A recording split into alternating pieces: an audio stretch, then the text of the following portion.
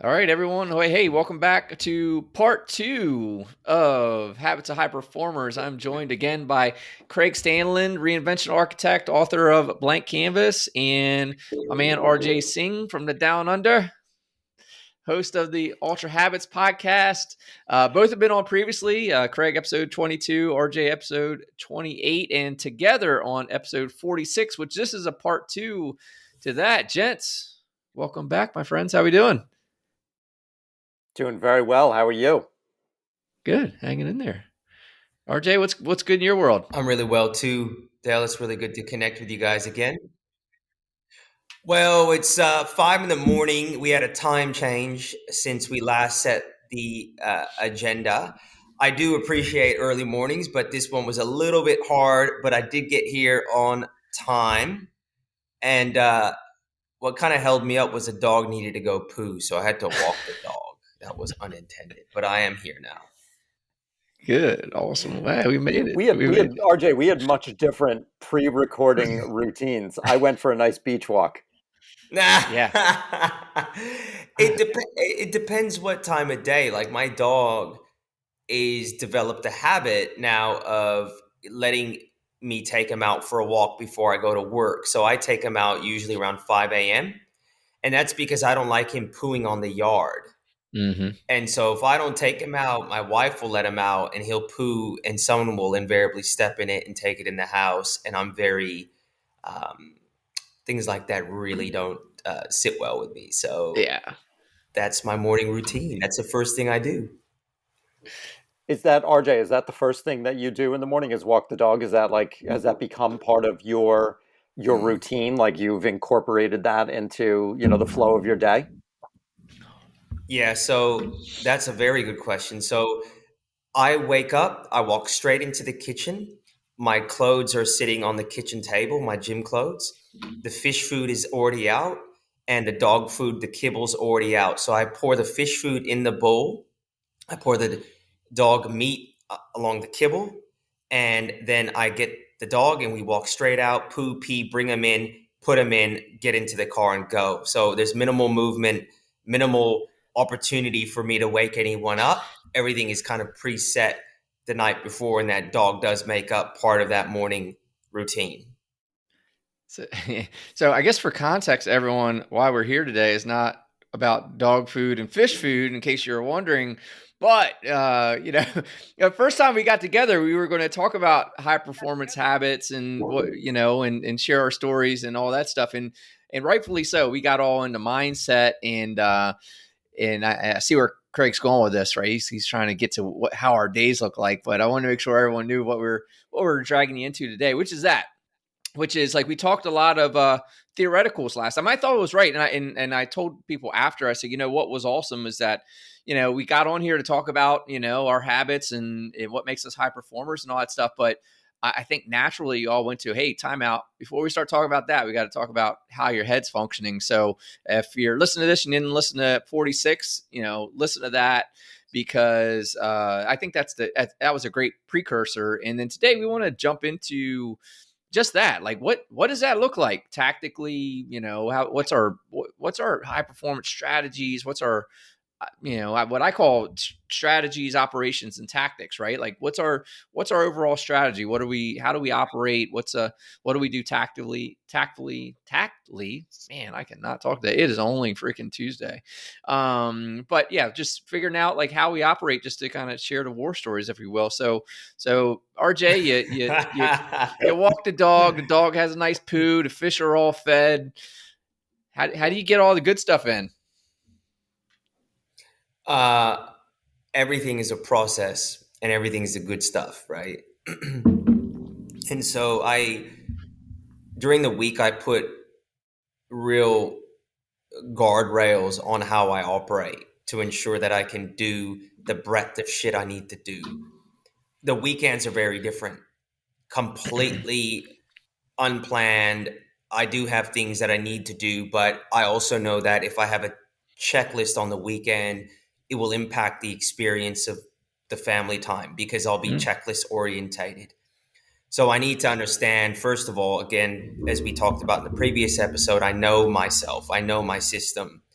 So Yeah, during the week, it's very much about guardrails, setting myself up for success. And, whilst Craig picked that little anecdote, but there's validity in that whole model. It starts off from the night before. Um, Craig, I'm sure you relate to that, yeah? Oh, absolutely. My morning routine starts the night before.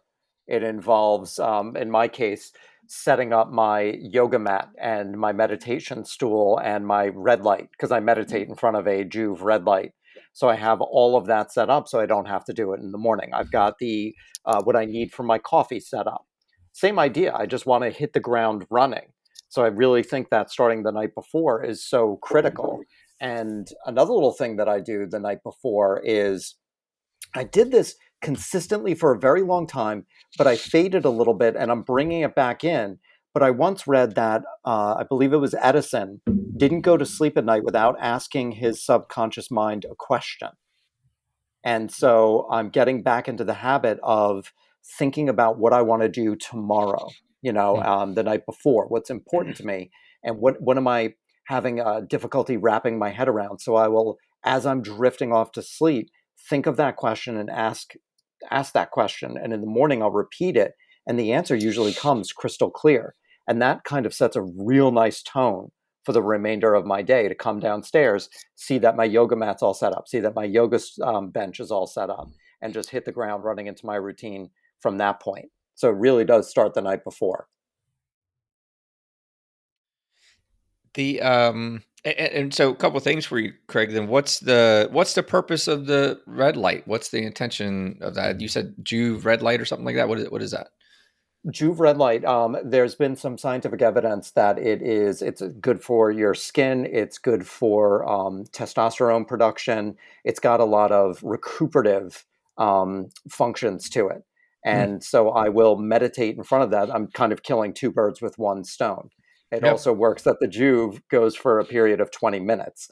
Any Mm. more than that, you kind of get diminishing returns on the effects of the red light. And that happens to be how long I want to meditate for. And it's also got a 5 minute cool down where the fan cools it down, so that I incorporate that into my meditation as well. What? How long have you been doing that?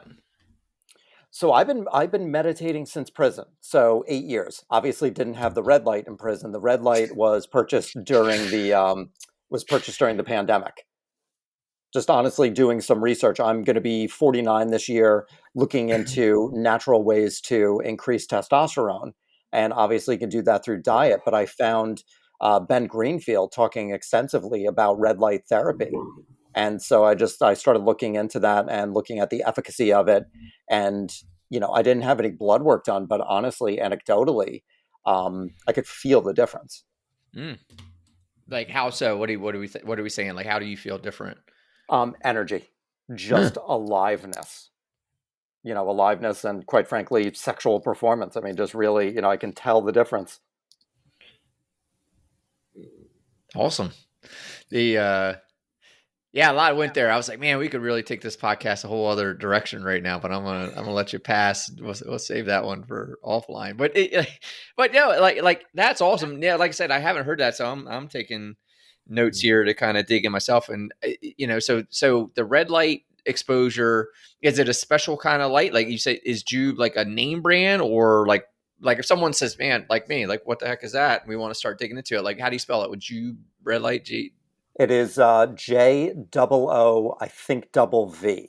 There are other manufacturers out there. Mm, Juve was endorsed by Ben Greenfield, so that's actually why I went that route. There sure. are less expensive options. Mm, So the key with red light therapy is it's got to be at a certain frequency for it to work. mm, That's really the key on it. Most of the manufacturers out there are producing red light with that. It's really interesting. It's a very bright, very intense red light, produces very little heat. It's mm. not like an infrared sauna. It produces very, very little heat, which is just a little bit counterintuitive to its appearance. Sure. And what do you just have, like a lamp that you got the cover off and you just got the light in it, or? It is a rectangle Mm, with I don't know how many tiny little lights in it. mm, Let's say that there are 80 little dime-sized lights mm, across the whole thing. Some of them light up, some of them to the naked eye appear to not light up, but those are actually emitting a light that we can't see. Mm. So it's a really, really interesting product. And it also, so I've been part of my habit as well is the gym that I am a member of has a full body red light along with a vibrational plate. So you stand on this vibrational plate and you go into this full body red light, and it really is good for muscle recovery and injury recovery, developing energy. Wow. What's It does really something with what's your ATP. what's really interesting is the machine that I use for my daughter to sleep, it emits different lights as well. And one of the lights that it emits that my wife puts on is the red light. And I don't know why she chooses that particular color, but it's on this kind of machine that also has, those kind of emits that smoke, the stuff that, like the eucalyptus as well. So, like, you've got this red light with the eucalyptus smell, and it's kind of like helping her sleep. It's interesting. I don't know if that's kind of in a similar way, or the similar type of light that you're talking about, Craig, but it is interesting. It's also red as well. Yeah, I'm curious if that's the same one. I know that there are also benefits to using the one that I use in the morning because of our circadian rhythm and just the way the light kind of hits the eye and Yeah. helps wake people up. But I'm curious if it could be used in the reverse and help people sleep. Well, there Mm. you go. Yeah. What about the meditation side, Craig? Like that's what you've been doing since prison, but what is it? What does that mean to you? What impact does the meditation have? I think certainly in the last 2 years, there's been a ton of talk mindfulness and its impact on mental health. But what is it? What has meditation been for you? Meditation. So when the three of us were kind of talking offline about this episode, I think one of the things that we had mentioned is, what maybe our non-negotiables are. Mm-hmm. Meditation to me is a non-negotiable. Mm. That is something that I have to do every day, and it's not about the 25 minutes that I sit. It's about the 23 hours and 35 minutes of the rest of my day. That's where the impact comes in. And it took a long time for me to actually feel any benefits from it, which was frustrating. When you go to the gym, it takes a while before you see a little bit of growth, before you can run a little faster, before you can lift a little more weight, but there's something more tangible. But it wasn't until I was a couple years into meditation, and I can't remember exactly what happened, but it was something that would have elicited a response, a reaction, an immediate, visceral, angry reaction from me. And I just looked at it. I was able to take a step back from the situation and I responded the way I wanted to respond. Mm. And I caught myself a couple of minutes later and was shocked that I did that. That was unlike who I was before going to prison. And I said, that's the meditation. And that really hooked me in. So meditation really allows me to take a step back from situations to respond the way that I want to respond. I feel that it gives me a definitive sense of personal agency and sovereignty over my life, and it allows me to be much more in touch with my emotions, the things that I want to create. It enhances my writing. I think it enhances the work I do with my clients, and I think it enhances how I show up in relationships. So Mm. that's, of all the things I do, and I do a lot of things, that's like, I would say that's my one non-negotiable. Mm. Any reason on your timing? Is it 25 minutes in the morning and that's it for the day, or kind of how are you structuring around the meditations? So it's 25 minutes in the morning. Kind of like RJ, I have a little bit different weekend routine. I take a little bit of the structure away. So I do a shorter one on the weekends because I'd rather spend time in bed with my girlfriend, sleep in, enjoy life a little bit and relax. But the 20 minutes, honestly, I read somewhere that that's a good time. And then I added the 5 minutes just to do a little bit of like affirmation work, to Mm. think about some things that I'm struggling with. So I'll take that cool down period with the Juve while the fan is running and just, try to do an affirmation that's tied to something that I'm stuck with. Awesome. The I have a question for both of you guys. So RJ, are you sleeping in on the weekend too? And I don't mean sleep in, but are you giving yourself extra time, or are you up and at Uh, 'em early just the same? it just depends on the kids, you know. Like I part of me wants to sleep in because I wake up super early on the weekdays. Like the weekdays, is we all can appreciate. Like I'm on a machine. It's a machine, right? And I'm overlaying, the need for creativity but efficiency during the week. And so I'm on for a large part of the day from an hour's perspective. So Mm, come the weekend, I crash. So I don't exercise on the weekend. I'll exercise with my son now, who's 4, but I don't actually exercise. I don't go for runs. I don't do anything that will diminish my energy because I want to give it to the kids and the family. mm, uh, and I would like to sleep in, but I kind of struggle with it because I feel when the baby, kind of my 18-month-old, cries, I feel like I should go because my wife's with them during the week. So yeah. I guess to long way of answering your question, I'll sleep in if she like gets up to get my daughter, but if not, I'm up early again. So finding times for rest for me is quite difficult, Mm. because of just the way life is unfolded right now. So, um, yeah, I Do you kind of have yeah, with kind of jumping around a little bit? Do you, as far as your week during a week routine, is meditation a part of your yeah. daily as well? It's interesting because it just came back into my life. So, John, who we both are friends with, John Macasill, he kind of re-inspired me to get in back into meditation. And part of that was on the back of a conversation we had when he was telling me how he got into meditation. He got up to feed his daughter and he was pissed off and like, why do I got to feed her? Then he started meditating and he does the mindfulness piece. And what's happened for me was when I started ultra running, because it took such a heavy commitment in the morning, I just found that when I was waking up to train for a 2-hour run or an hour and a half, my energy was already go, go, go. And so I'd wake up at 4 and I'd just get out the house to go for that run. And what happened was it sacrificed my time on the mat. And then I built this habit of just not meditating. And then my body kind of became dependent on movement in the morning. So when I tried Mm, to sit still, it was like, hey, you should be moving.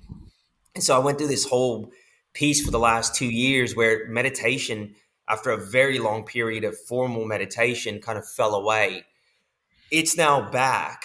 What I'll do is when I wake up in that whole morning routine, I get into my office and I meditate in my office. We actually have a couch here, and I'm generally in the office anytime between now till 7 a.m. and no one's here. So it's kind of like I'll get into the office and I'll just sit and meditate. I find if I try to meditate at home before I leave to the office early on, I kind of feel this level of anxiety that I'm going to wake someone up, and it actually doesn't work. So I find I kind of need to get to the office where it's quiet. Right now I'm at about 12 minutes, and I'm trying a different style of meditation, something more around the mindfulness piece, just really focusing on the breath, because what I want to do is part of the impetus to engage meditation again is I want to increase my concentration power again. I feel like when I'm talking to people, I'm jumping around a lot in my head. I'm moving to what I feel is a result of the conversation. I'm holding less space for others. And I just feel like I'm not as grounded as I was when I was consistently meditating, touching on what Craig talked about earlier. So yeah, I'm back in it, but it's only been maybe a month. yeah. RJ, have you? Oh, Go sorry. ahead. No, go I ahead, was going Craig. to say, RJ, have you in that month? Is it kind of similar to working out, where you have a little bit of muscle memory? Has it come back faster than it took to get? Have you noticed Yeah. benefits? Yeah. If I consistently meditate for 2 days, even just like it was profound, and I think a lot of it might have been muscle memory. But I remember the first day I meditated, and this didn't happen the original. I mean, I started meditating in 2015, and I consistently meditated until 2019 or whatever. I started running ultras, and so there was a consistent, 4 year period there. I found that when I started meditating a month or so ago, almost immediately that muscle memory kicked in. Maybe there was this might sound weird, but I think there was almost a placebo effect as well, like a sense of confidence that I was back committed, like I was invested in it. And so you almost kind of like I held myself to the meditator standard almost of when I was talking to people, I was holding space for them. But I mean, yeah, I mean, I think so. I think so, Craig. Yeah. Yeah. I think, and yeah, look, I was talking to John about it. Like, people say you can do running meditations and whatever, but I believe meditation has to also be inconvenient. Like, yeah, not inconvenient in the sense, but like you have to sit still. Like, 'cause for me, part of meditation is you're sitting with yourself, and when you're running, you're not sitting with yourself. Like you're moving, your mind may be flowing, and I mean, to me, there's not that element of having to actually look at yourself and be with yourself and be with the uncomfortability that is when you're actually sitting properly meditating. You know what I mean? Craig, I don't know what or Dale, I don't know what your opinion is on that, but that's just my 2 cents. I if if I would, I would say there's the act of like a meditating practice where and it's all practice, right? But I think what people refer to there that I can relate to is the meditative state of these activities that require your complete focus. And because if you think like when we're meditating, we're focusing on our breath. So we're not really given room for the externals, let's say, the monkey mind. We're focusing on our breath. And there's other meditations where you're focusing on what's going on around you, which I try to do a little bit of both where, I'm focusing on my breath to be present, and I focus on like the sounds around me just for awareness. And that's come about, because we've all been fortunate to meet, Chris Norris, John McCaskill. I had Ben Durbin on, who in each one of these guys, I just learned something new. In that aspect, like Ben was saying, like, hey, because I was asking, why would I focus on my breath? Why would I do this? And he rightfully point out the use of the term practice, right? You're practicing being present, you're practicing being aware. So back to activities, I think I can relate to that. When I was doing a ton of running as well, I had like a breathing pattern. Like it was like, exhale for 3 or 4 steps and then inhale for the same 3 or 4 steps. And I would get like focused on that. And I could say that I was kind of like in a similar state of focus and presence that I do in a seated meditation.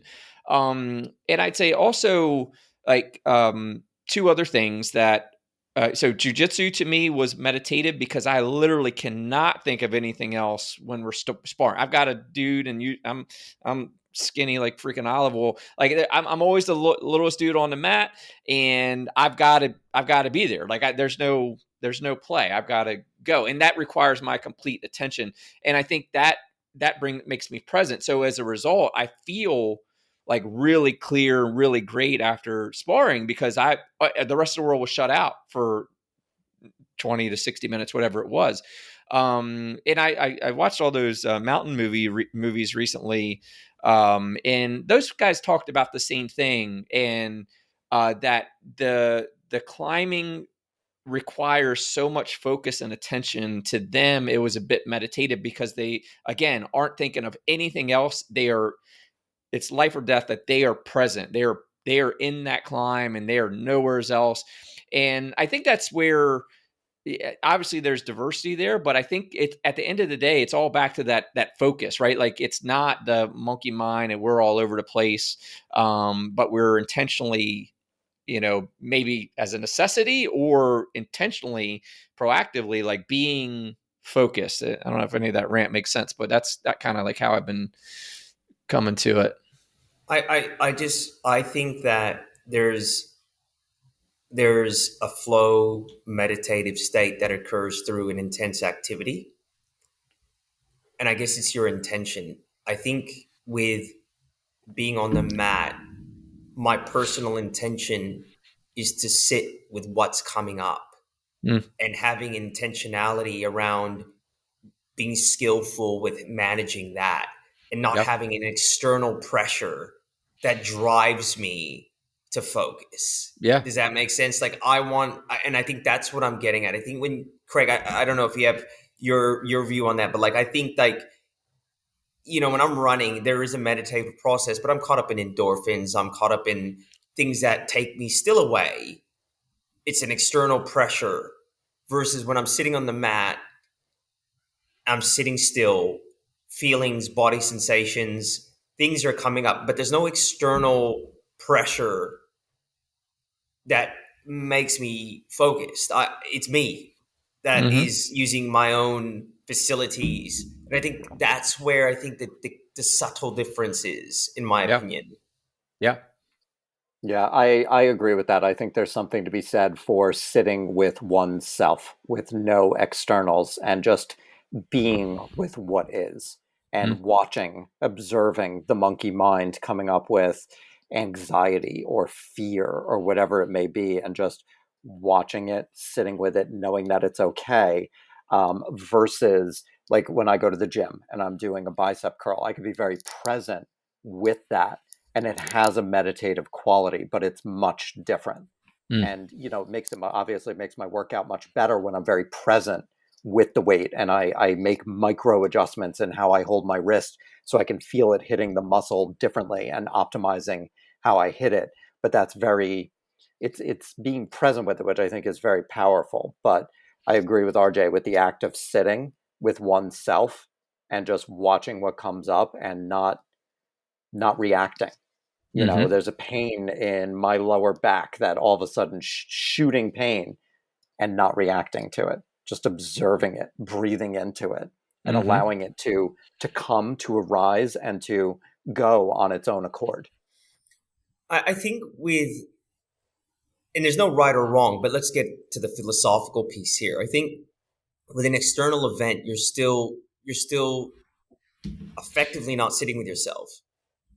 It's still Yeah. another form of distraction, Hmm. and it's still another crutch. So the question is, it's that statement, man's woes are, stem from his inability to sit with himself in a quiet room, right? Like I paraphrase, I think it was Pascal, Blaise Pascal. So I think the question there is if we want to move towards that optimization, true, going towards the optimization true north, it's like, well, that's great that I'm on a mountain, and if I fall I die, so yes, I need to be focused, or if I'm base jumping, um but how do I then do that skillfully while I'm actually just with myself? And I think if you're looking at that optimization piece, for me, that is more challenging Yeah.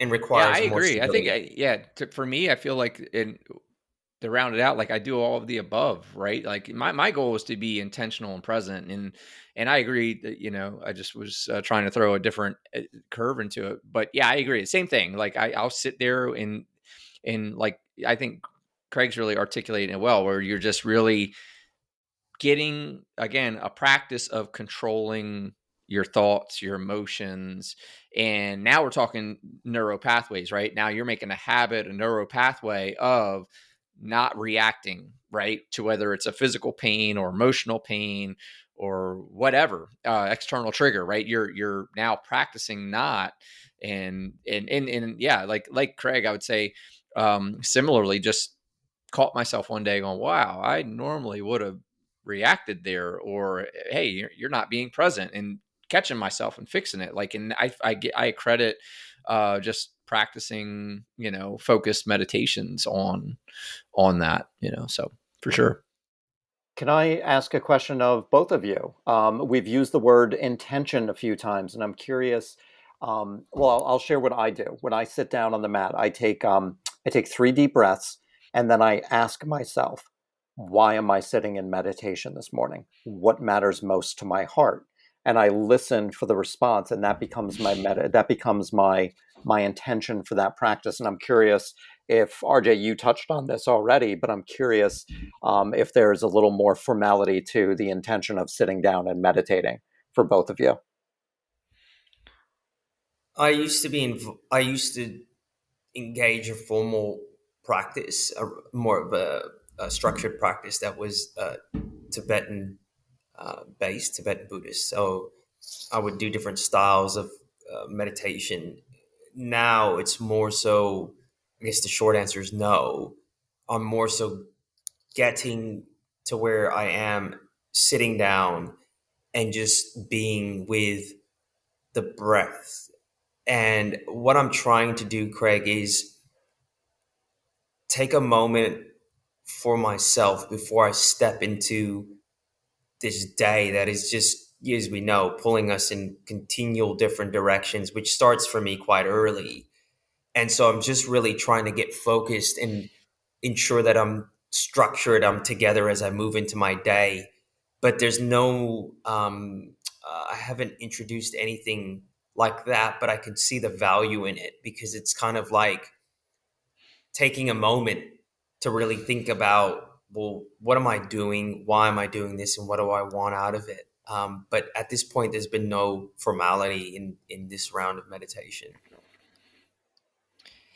Yeah, for me, so I've done all of the above. And even before I was really intentional about meditation, I would say that I did, I remember like when I was back running the company, after I got done working out, and then I found this in yoga, right? They got the savasana where, at the end of your practice, you can lay there or whatever for 5 minutes or whatever. Well, I would actually do that.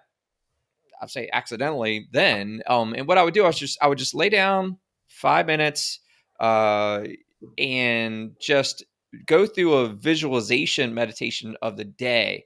Like I would play my day out, Hmm. um, how it was going to go. Right, I knew all the meetings I had going on because I have my day planned out the day before, so I know what my day structure looks like. Because I want to just get up and execute. I don't want to think about it. I just want to get up and go. So I would after I work out, I would just kind of lay there and go, okay, because now I'm done. Now I'm going to transition. I'm going to go get a shower, and then it's go time. And I would lay there for 5 minutes after working out and just go, okay, how's this day going to go? Okay, I've got this meeting. That's a challenging conversation, or this dude's an asshole. How am I going to react? Right. I would just kind of play the whole thing out. Hey, I got to go meet with this person. We need to fix this. Like I would just play it out. And I think I really got that, hearing like guys like Michael Phelps who said, hey, I had won these golds 1,000 times before I won them in my head. I just Hmm. saw it. I saw how it was going to play out. And I think that's really where I picked that up from. And so I made it a practice to kind of go, hey, okay, Savasana. Also learn from, the guys in our circles about the meditation, like the plasticity of our mind after working out, right? Our neuroplasticity. Learned recently that it was good to meditate after a workout because of it being a practice. Your mind is, neuroplasticity ready to, it would take it better, I guess, in my layman's way of putting it.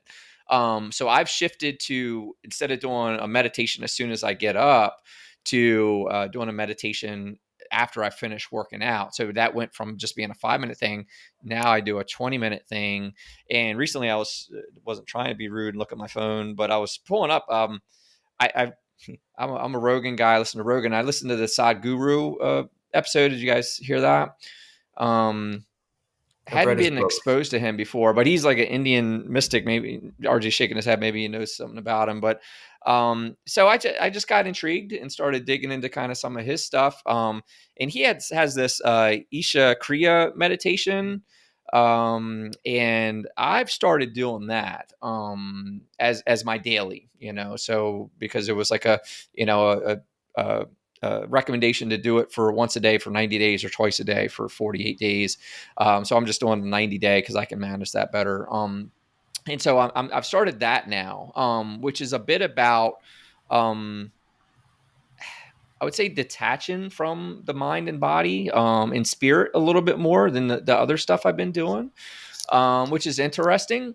I'm a week into that, but that's where I'm at now, and that's been interesting. So I do a 20-minute a day at the end of my workout. Now his guided part of the Isha Kriya is about 10 minutes. And then I spend the next 10 minutes in typical, like, focused on my breath, focused on my awareness or whatever. So, RJ, are you familiar with Yeah, Sadhguru?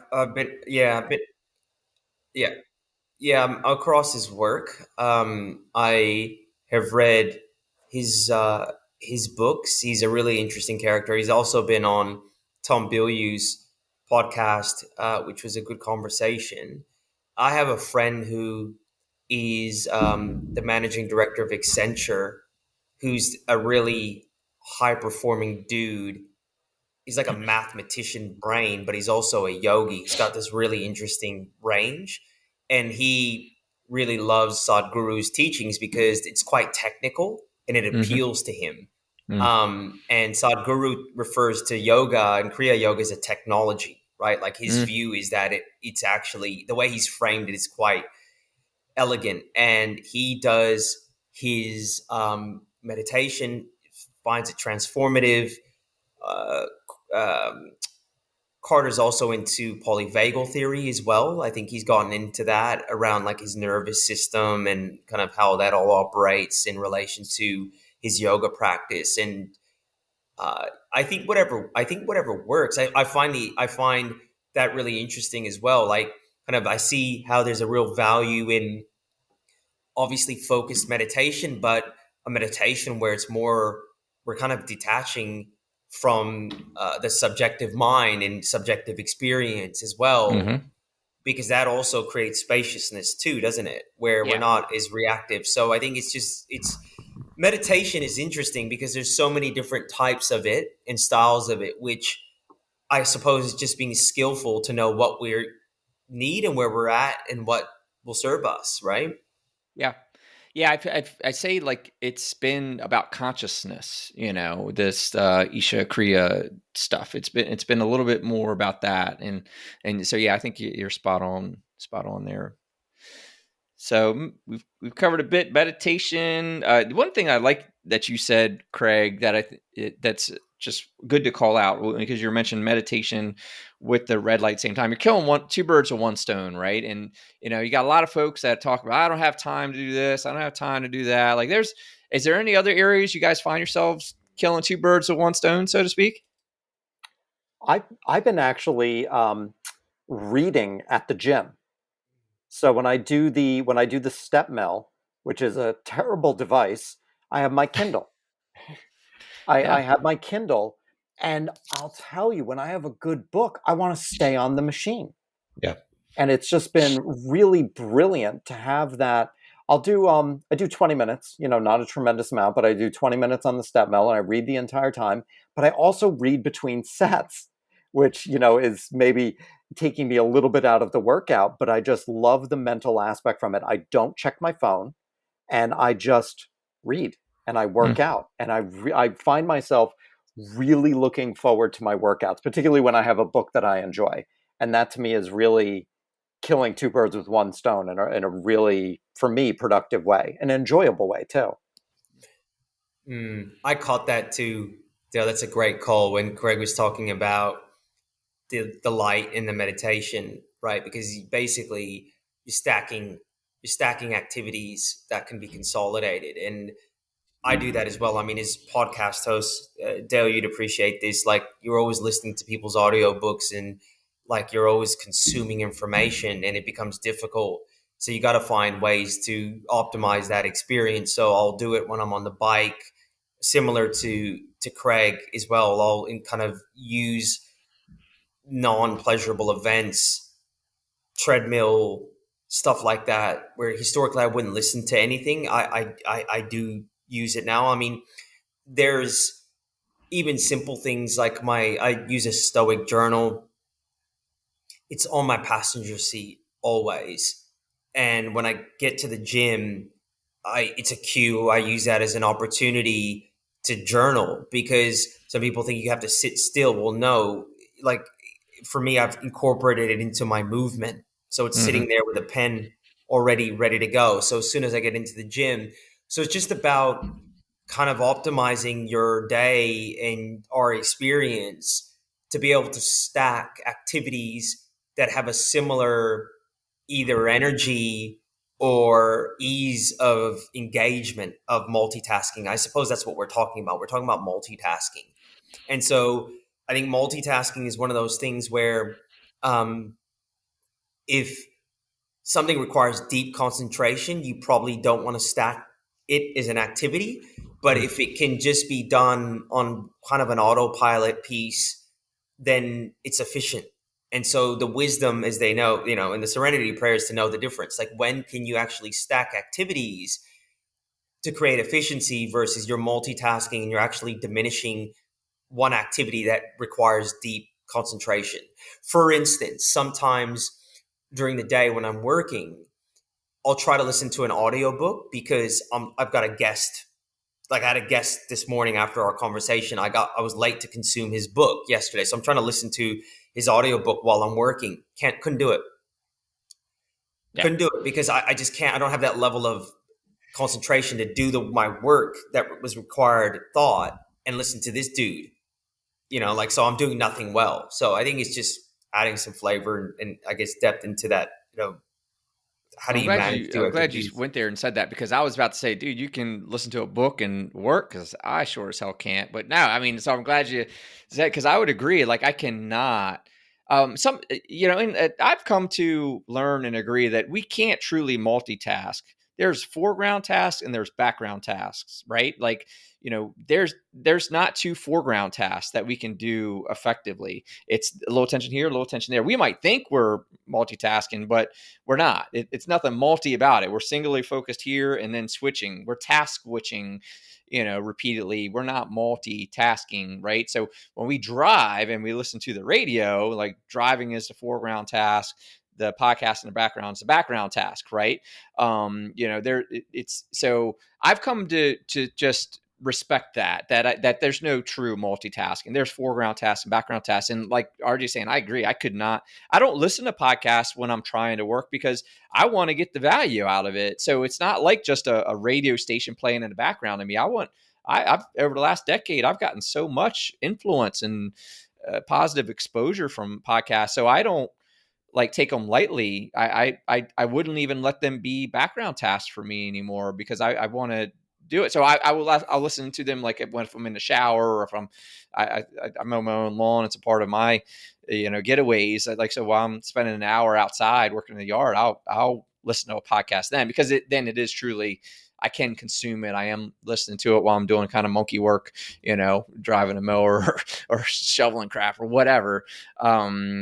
So I think that, RJ, I'm with you. I carry a journal with me everywhere, especially when I'm working out, like that. I just throw down, all my, I put on, it's a Lions Guide field journal, but really can be anything. But when I'm working out, especially, man, my brain is going boom. It's just shooting out ideas and thoughts and solving problems. So I need that, right? I'm like, I got. I'll interrupt my workout to go get that thought out of my head. I promise you that.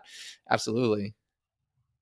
I will Mm. actually, so if I'm working out, and that's, I mean, that's some of my best ideas come when I am, Hmm. I worked with a coach who said that the importance of CEO time, and that was taking time off for yourself, white space time, CEO time. So that's my walk on the beach. I try to do that, weather permitting, every single day, just to tune out. The gym is my CEO time, and when an idea comes up, I said I didn't check my phone, which I try not to do. But if an idea comes up that's way too much of a spark, yeah, I'll grab my notes and just start writing. Particularly as a Hmm. writer, there are some times where I know the idea is mine and I don't have to capture it. I know it's just intrinsic to who I am, and I'll just Mm. make a mental note to say I'm going to capture that later. But there are other times where I'm a little fuzzy, and then I make sure to capture it in the moment. Yeah, I've been so I'll ask you guys this then. Where does the phone fit into your routine, your schedule? What's I'll let you run with it, Craig, because I've seen you post some stuff about you've got stop signs on your phone background, everything else. Like, where's the phone fit into your high performance habit routine? So the phone is both a very necessary tool and a bit of a bane of my existence. Quite honestly, I feel like I'm very good when it comes to some routines, and I love what RJ said at the beginning is putting up the guardrails. I feel like I'm very good in the evening. After a certain time, I do not look at my phone. I don't want to be. I don't want my mind going anywhere, so I put that away. I don't look at my phone for about 2 hours until after I've been up for a while. I get up around 5:30 ish. I won't look at it until about 7:30 ish. So I have good guardrails around that. When I'm deep in focus, when I'm writing, I don't have my phone near me, so I can't look at it because if I have and this is why it's the bane of my existence. If I have this like slight down moment where I'm in between sentences and my phone's there, I'll go to turn it on and then I'm off to the races looking at something stupid that I don't need to be looking at. So I have to when I was writing my first book, sometimes I'd put it in another room and close the door, just to have that much distance from it. Yeah, I feel like when I'm very focused, I do have those good guardrails. However, in the afternoon, I'll be very honest, sometimes I have a difficult time sitting by myself and I'll find myself grabbing the phone yeah, and feeling guilty afterwards for spending 20 minutes looking at Instagram, and not productively, not yeah. reading anything that's of value, just surfing things. So that's where I sit with it, and I'd love to hear what you guys, how you interact and engage with that technology. RJ, you got anything on that? Yeah, the phone is it's become like a part of the human experience, right? Like, the way the iPhone was created was the iPhone. It's meant to be like some cyborg shit, right? Like, and what's happened now is we all know that when we're not connected to it, there's a sense of anxiety. I mean, even it being in my pocket, like I touch it, I hold it a lot. I understand the addiction there. So I I move through working from my phone and laptop simultaneously during the day. And if I were to observe myself, there would be mass inefficiency in how I'm working, because I'm like on the laptop, I'm then using my phone to send a message, then oh shit, something pops up on. None of my notifications are on, so I don't get notifications from social media or anything, but I can still go down that rabbit warren that Craig was talking about where just start surfing some stupid shit. Now, I've tried as hard as I can to stay away and off of social media. Like I used to have somebody doing all the engagement for me just because I just didn't want to do it, right? Like I didn't want to be on there because I felt it just drains me and it sends me into this weird ecosystem of non-reality. I do and respond to my own social media now. I feel like I have to and I have to, but I limit it to a certain part of the day. And so generally what will happen is um, my stuff gets posted on social media, the social media team puts it on, and then after I put my daughter to sleep at night, I stay in the room in the dark just responding. And so when I come out of that room, I'm done. Right. So I kind of incorporated my social media activity as part of the process around her sleeping routine. And that's it. Mm, Um, like that whole piece around social media, I'm going to teach my children. Like I can't speak for what they're going to do. But, if people ask me what's important to me, I always frame it in the way of what I teach my children. Like I think social media and stuff like that, you want to view your activity on there ideally is a creation piece, not consumption piece. Now, I think that we can get a lot of great ideas and it's great to use it as a tool, but there's a real danger of becoming a consumer of information and sitting there trolling and surfing versus I think what we do, us three, and we're not superstars, we're creating on there. It's a very different use of the tool.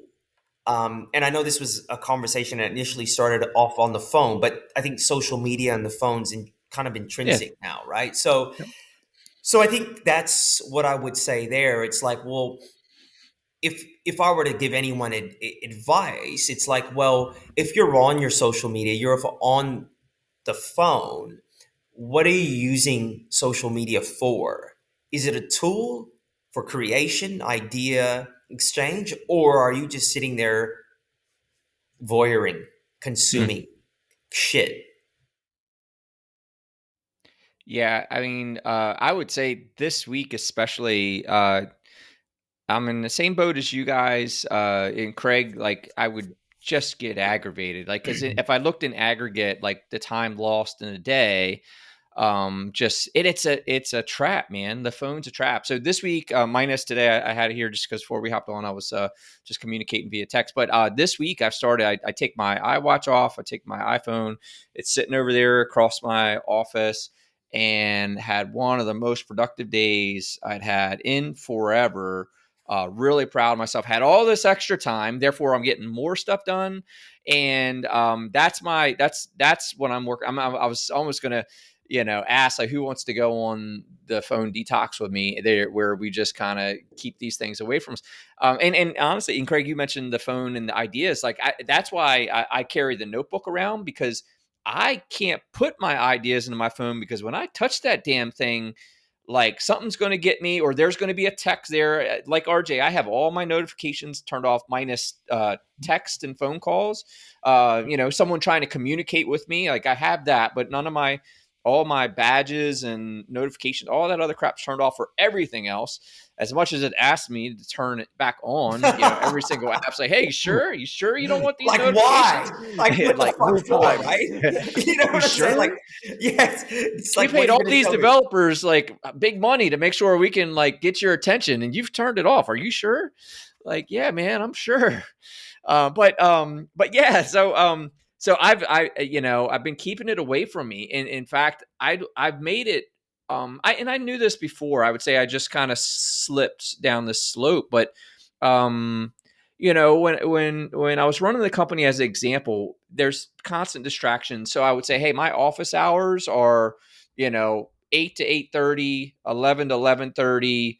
I'll give you another 1 to 1:30 after lunch, and then 4:30 to 5. Just kind of let people know, like, look, man, I'm open door during these hours, right? Because otherwise people will just constantly distract you. So I had boxed off like time for the phone, for people, for these reactionary stuff. And just certainly in transition to the new stuff I'm doing today, I didn't have I've kind of recognized, oh, hey, that's what worked for me before.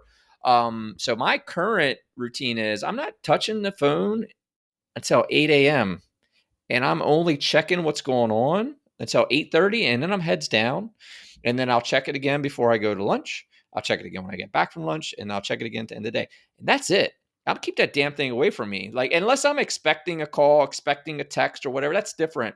But I'm serious. I'm not wearing my phone. I'm wearing my watch. I'm not wearing. I want the thing away from me, because I've just come to. It's just a trap, man. Like the damn my even my freaking watch has got to tell me, hey man, good job standing today. Good job walking. Like, get out of here with that. Like, I don't need the constant distraction. And man, it's been awesome. I mean, just awesome. So that's where I'm at. I'm trying to get the damn thing away from me and say, like, okay, social media on the computer only, right? All my posts and stuff, like, schedule them, box them in, schedule them, and then check the engagements um at those set times, because you're 100%, man, that the it's that it is a tool, right? And we got to recognize that, especially as all of us entrepreneurs, business people, um like it's a tool, period. So how do we use this tool to meet our ends? And that means we've got to have intentionality. And RJ's right, like because it's a trap. You've got to know that it's trying to grab you. So I had met a dude recently. He was on my podcast.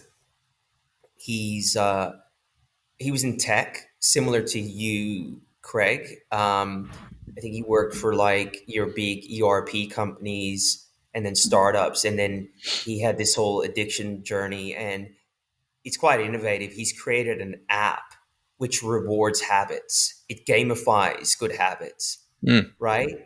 And I was on it and I love the concept, but I also struggle with it being on my phone. I understand why it needs to be on the phone. And I understand, like, your Headspace and all these apps that are super successful. For me, I understand the scalability and impact and convenience, but there's just something weird about it being tech based.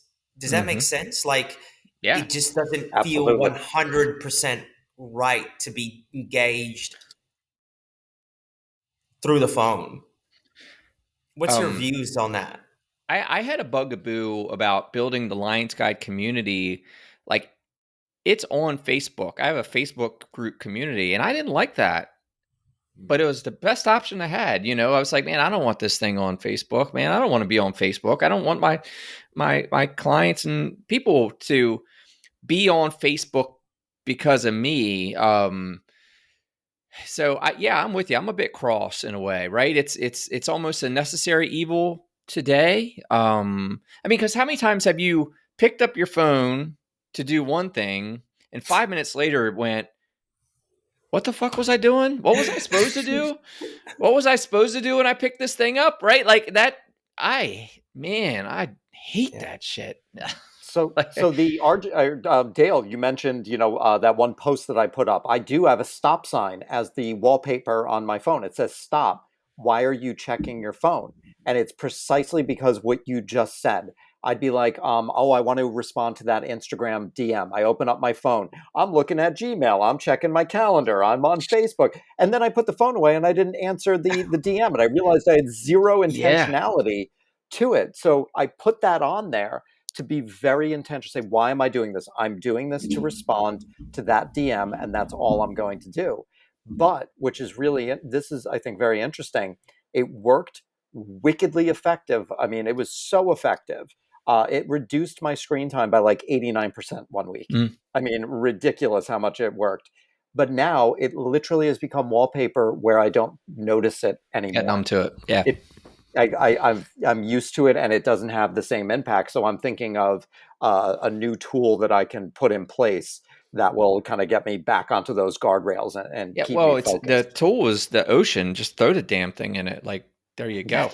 'Cause that's where I'm at, dude. I want to throw this thing so far in the ocean, Dale's on a especially after my rampage. experience this week. Yeah, Dale's on man. a rampage. I can tell. Dude, well, He's I tell people all the time, like, I came from tech, but here's the thing, man. I can't wait till the day that I'm living in a log cabin, chopping my heat during the day and killing my dinner. That's it. Like, I almost want but here we are, right? Like, I say that as I'm talking to my man in Australia and my other one in Connecticut about some awesome value, right? So I love the potential with it, but it's definitely a double-edged sword, and it takes a very mindful, disciplined, state of being to not, because this slope is slippery, right? And like RJ said, if you sat there and you watched yourself every day and you looked at all the time lost, and I'm just talking 5 minutes at a time. I used to, pre social media, I used to talk to workers about this. Like, yeah, man, I get it. You smoke, but we only take smoke breaks one time in the morning, one time in the afternoon. But if I let you smoke every half hour, that's 5-10 minutes every half hour. Add that up for the day. You only work 5 hours a day, right? And that, in essence, if we fast forward this 15 years, that's how we are with our phones and social media. Because if you looked at it, we lose 5 minutes plus a time. How many dozen times a day? That adds up. And yeah. Yeah, go And ahead, Craig. sorry, RJ, I was No, going to no, say, it's to good. compound that, going back to what we were talking about multitasking, the way that our brain works. Let's say we're deeply focused on something and we do pick up our phone to look at. We To get back to what we were doing, we don't instantly go back. Our brain doesn't work that way. We've kind of broken the pattern, so it takes a little bit of time. We're Yeah. not efficient. So it's not even just the 5 minutes that we've lost. It's Yeah. There's a pull through. There's a ripple effect. So Yeah. it compounds. And same with the people who smoke. Yeah, maybe they go out for 5 minutes, but it probably takes them a half hour to get back into the groove, Yeah. Well, of that's what the they were task doing. switching. That's the task switching. This The detriment of task switching is compounding. I think it's Indistractable that talks about that. But he makes a really good case. Yeah, have you guys read that book or heard of it? Indistractable, No. really good book. It's not within reach, but Indistractable. But he talks about that and the cost of the distraction of it, and it's really the lost time in task switching, right? So you're in a task and then you stop, you detach, you switch to something else, and then you have to get back on task. All of that adds up. It's not just the 2, 3, 5 minutes that you looked at the phone. It's the lost time to get back on task from getting off. It's really interesting. But yeah, that's the real impact there. I think anytime we have to, I was talking to staff about this yesterday. Anytime we have to engage willpower, it's inefficient, Yeah. right? So, like, anytime we have to go from zero to movement, it's inefficient, right? Versus kind of riding the inertia that's already created from doing that task. So if you look at multitasking from a pure energetic perspective, you're kind of disengaging, engaging. You've got the stop Mm-hmm. start. There's a consumption of unnecessary energy. If you really want Mm-hmm. to look at it that way, back to something you said earlier, Dale, I think that's interesting is I think high performers are um, they understand guardrails and using guardrails versus willpower effectively. And I think one of the ways that you represented that in a statement, because I completely agree with you, and I know Craig would, is the whole living in the woods, right? Like, that's not hypocrisy. That's understanding that there's a matrix that we need to play in. You go into the matrix to play, but then you clearly have a delineation of where that matrix ends. And when you're home, your desire to go full manual is more so to connect and regroup.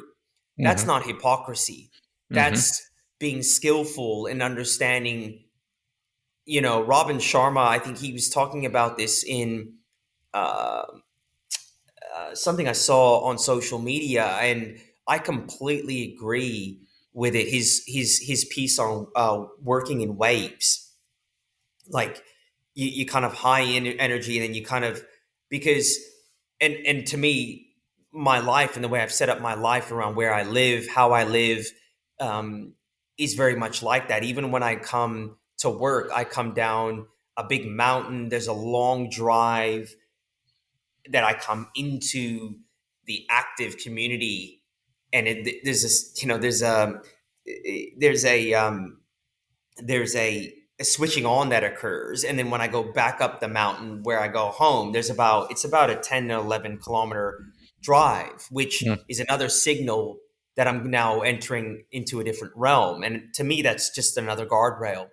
Something else, though, I do with technology, with it, which I want to mention, is I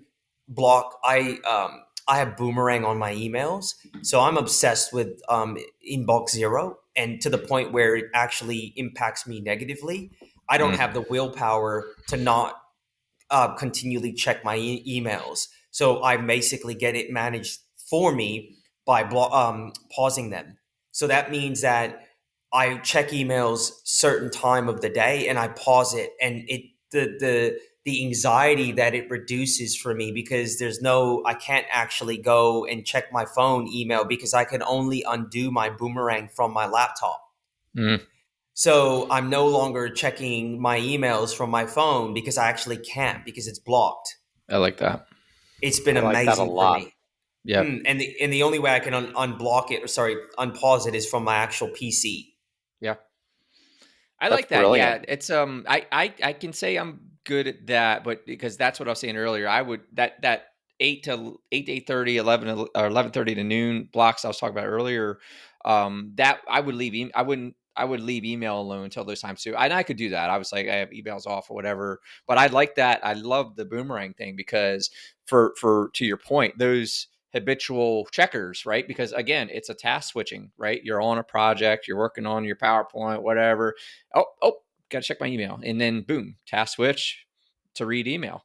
Task switch back, lost time. So I like that. So boomerang, is that like a service So app or? It's a Microsoft product. It comes with Outlook, Oh, so and it comes with basically, 365. yeah, bro. And you could just Dude.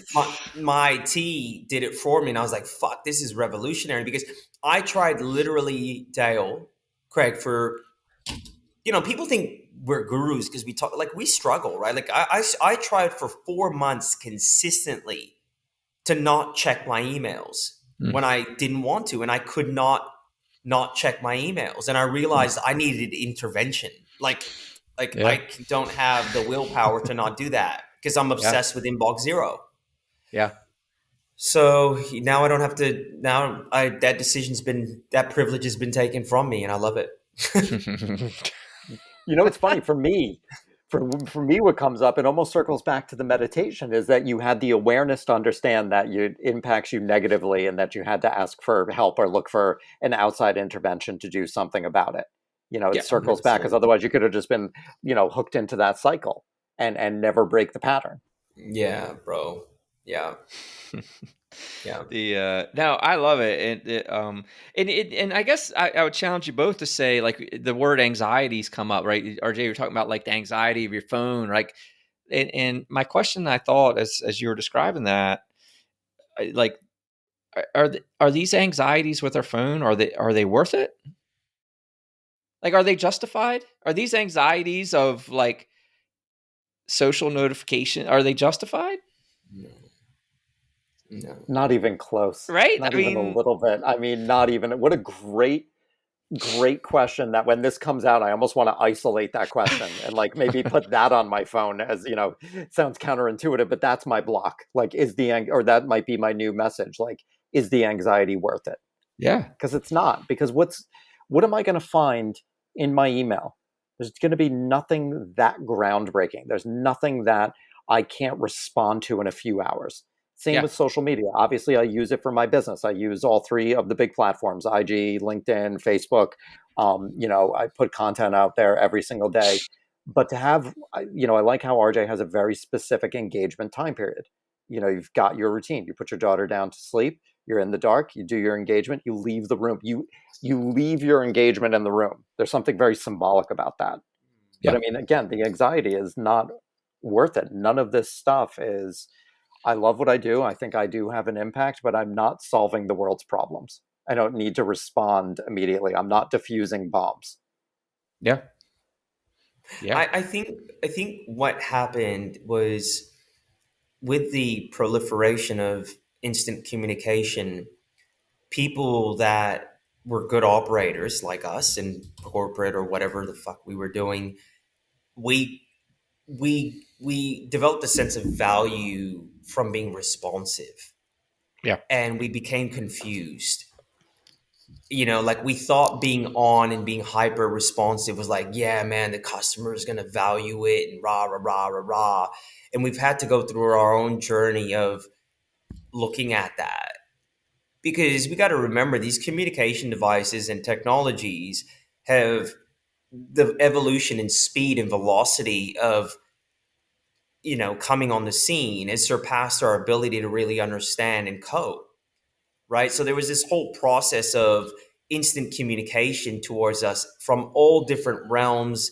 We didn't know that by turning on notifications to our Garmin, what that bombardment would look like. Our intention was okay and it was decent and good. And we thought, wow, the more information we get about ourselves, the more we'll be optimized. The more information we can get from our customer at any given time of the night or the day, it's great because we can be responsive. And now some of us have started to come to the other side where we realize what's urgent is not what we perceive to be urgent, isn't necessarily important. And we're, I would say, the people that are really looking to optimize are generally moving towards simplification.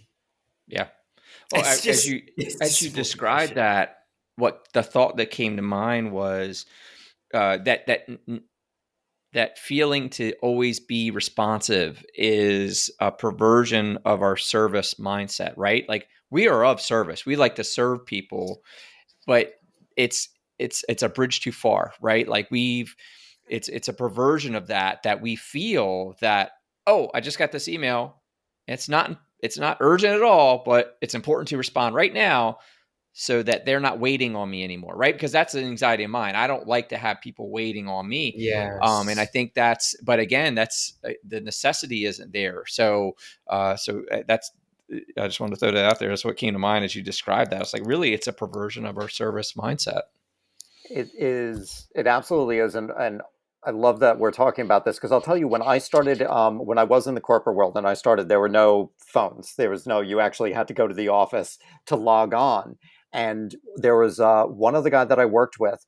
We would race to the office to send each other an email that would literally we would just write timestamp on the email. So we timestamped when we sent the first email, and it was who won, who for each day who was in the office first, and it was this badge of honor, and that transferred to everything that we did. If a customer sent an email, I was boom very reactive, and I think there's such a delineation between being a proactive leader versus a reactive follower, Mm, if you will, because I mean really, it's a bit of a cliche, but our email is somebody else's to-do list.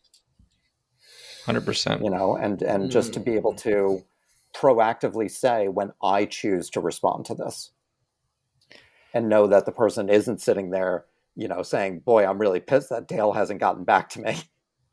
Mm. Yeah, I guess a thing that I kind of talk to is, this is a topic that comes up with clients, and I go, look, man, if you were in surgery for 2 hours under amnesia, like what would happen? Like, and always the answer is it'll be there when I get done, right? Like so, and because we kind of always have to remind ourselves of that, like it'll be there. Like it's that urgency isn't real; it's fabricated. We're making it up in our head. Um, any more on that? Or are you guys ready to switch topics real quick? The I sleeping think in let's on the switch it up. weekends. Are you able to pivot back to the early mornings on come Monday? Oh, Me. absolutely. Okay, great. Or Okay, great. Go ahead. so, Yep.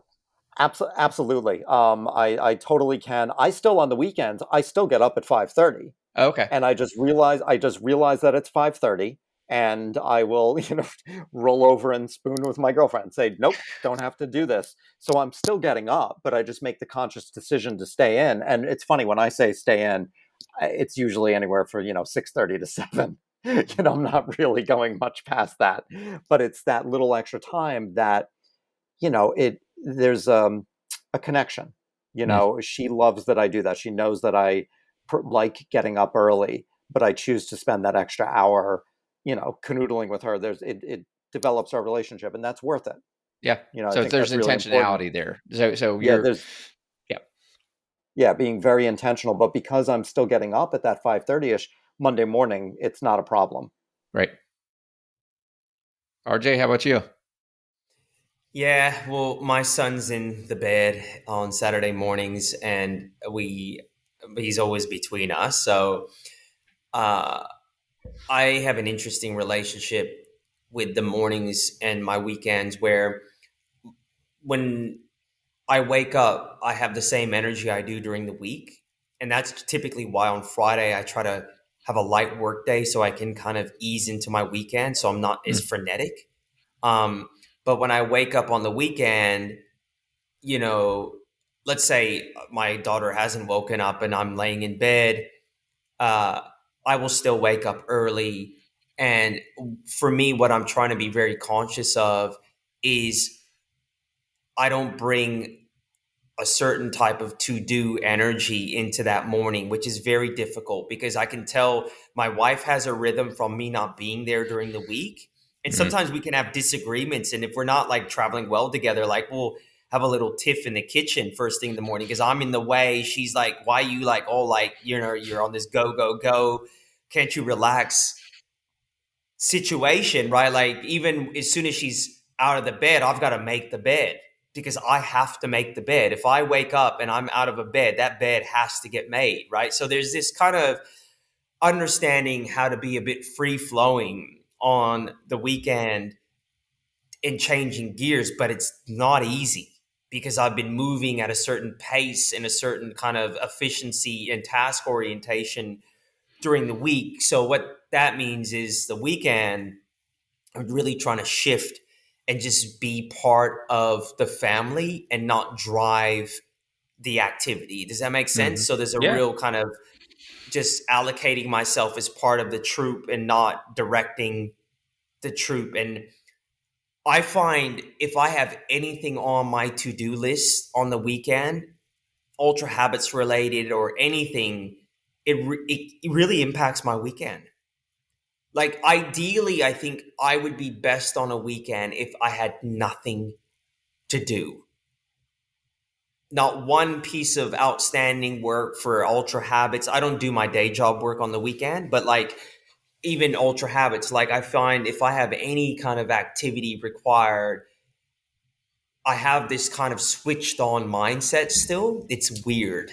Um, which I think the best way for me to face the weekend is literally nothing on my calendar Mm. that needs to be done.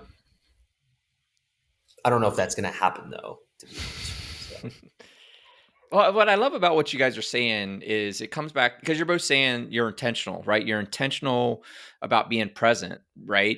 So during a week, you're like, I'm intentional about kicking ass, highly productive, getting it done.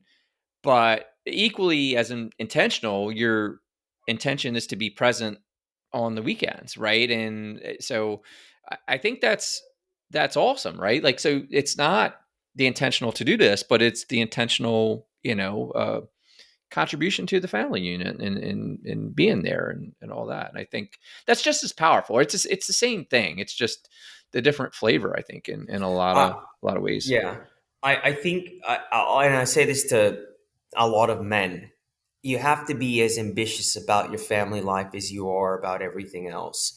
Too many of us, it's the leftovers. Right. Like they kind of get what's left. Craig, you've got a view on that?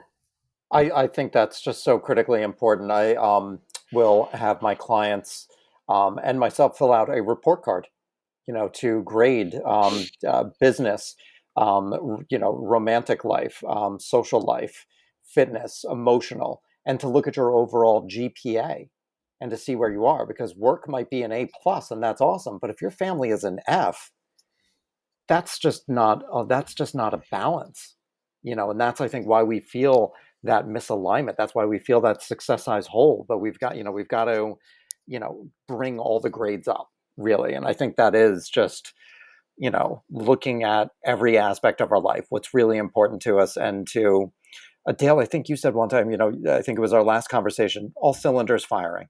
I think that's Yeah. just a really great way of looking at it. You want to have all cylinders firing.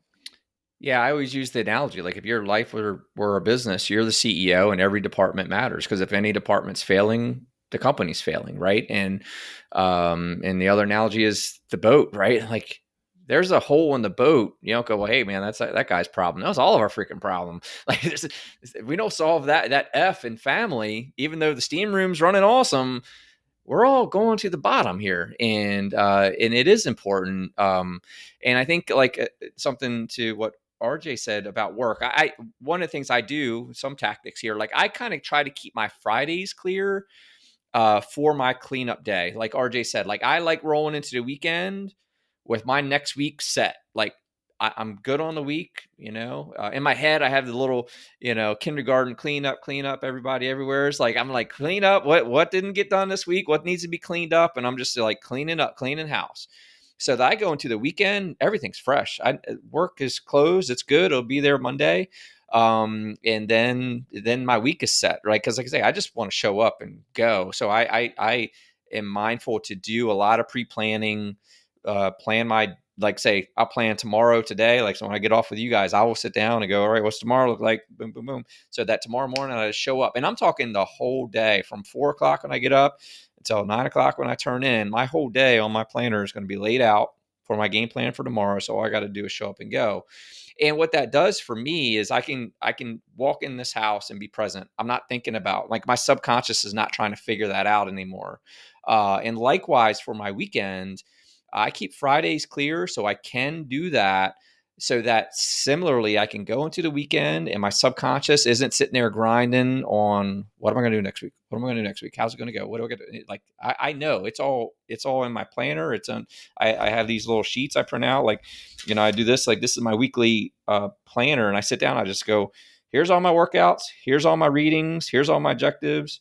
Here's all my significant events I have to plan for. And that's done. And then I just show up next week and go. And that allows me to just be present, because I'm a thinker. Like, if there's something to be solved, man, my brain is going to grind until it's done. So it's tactically, that's the one way I kind of address some of the stuff that you guys were talking about. I Yeah, will that's I good will stuff. say for me on the weekend, so I do stay in a little bit. I have my intentional, time with my girlfriend. She'll stay in bed till about 9:30. So when I come down at about 7, I've got some time by myself, and I will use that to do a shortened meditation, a shortened yoga practice, my journaling, my gratitude practice, and then I'll write. I write 7 days a week, and I bring that up because that's not work to me. That's Yeah. something that's just a critical component of my life that makes me, I feel, show up better for everything else. So I love writing 7 days a week. And I think it's, as long as we have that intentionality behind what we're doing and our habits, and we know why we're doing it, and we do the things that bring us joy, that's important. Yeah. So I'm still, she'll say you work 7 days a week, and I'm kind of, I'm like, not really. She's Hmm. like, you do, you're on the computer. I said, but it's writing. That's not, she's like, yeah, but you're a writer. That's your job, or it's part well, of your job. Well, similarly, Craig, I'll tell you, like, my 4 a.m. to 8 a.m. is the same 7 days a week. I'm getting up, I'm working out, I'm reading, I'm meditating. Why? Likewise, I know the value of all those things consistently, and I enjoy doing them. And I know how I feel if I don't get up and do them. Like, I value my sleep. I try to make sure I get 7. So if for some reason I've got a late night, went to a wedding last week, got back late, I'm going to slide on that because I know I feel like crap when I run on 4 or 5. So that's the only time I'll really slide. But I stay consistent for my 4 to 8 every day of my workout and reading because, one, I enjoy it. I know it's serving me, and I'll go so far to say I will work on a Saturday if it's required and I'm intentional about it. Like, sometimes I go, man, I'll do my Friday and go, man, I do not feel good about this. Like, and I'll go, okay, tomorrow 8 to 10, 8 to noon, whatever it is. But again, the key word for the weekends and after hours, I'm very intentional. I'm like, this is specifically why I'm working tomorrow and Mm. exactly what I'm going to get done and why, right? Because, like, to your point, like, you do have to challenge yourself. If you're rolling into the weekend, there's more work to be done. Like RJ was talking about with Ultra Habits, the question starts with, can it wait? Yes or no? And unless there's a real reason it can't wait, so that's to me is the litmus test. Like, can this wait? And then I'll maybe look at a week and go, man, if I don't do this tomorrow, I'm never going to get to it next week. And those are my kind of litmus tests that I will set aside time and get some stuff. But again, it's all about me feeling good about myself, right? Because, like you said, equally, if I've got that cloud lingering over me that into Saturday, that there's something lingering and I don't know when I'm gonna get to it, it's the subconscious is going to take over and grind I'm away. with you guys. So good. Is that enough for this round? I think so. I think so. I think we covered a lot of good ground. And I think for me, I mean, it just, one word that just kept coming up was just intentionality.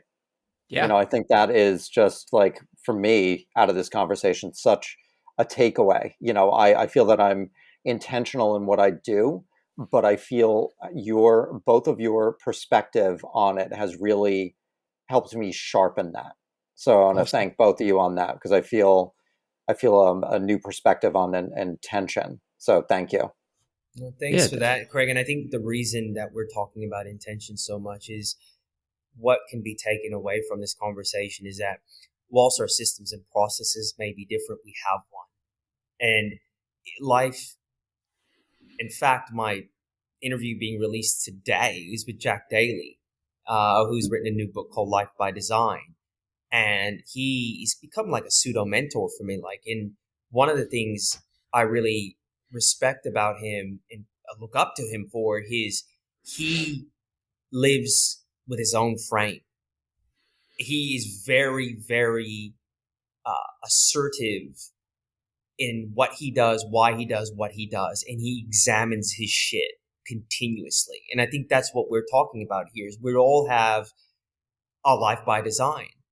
And that's important for anyone that's a performer and someone that wants to get to the peak of whatever that looks like within their realm, is they've got intention and they're not just floating around like a, fart in a bottle, right? Like, as they say. So anyways.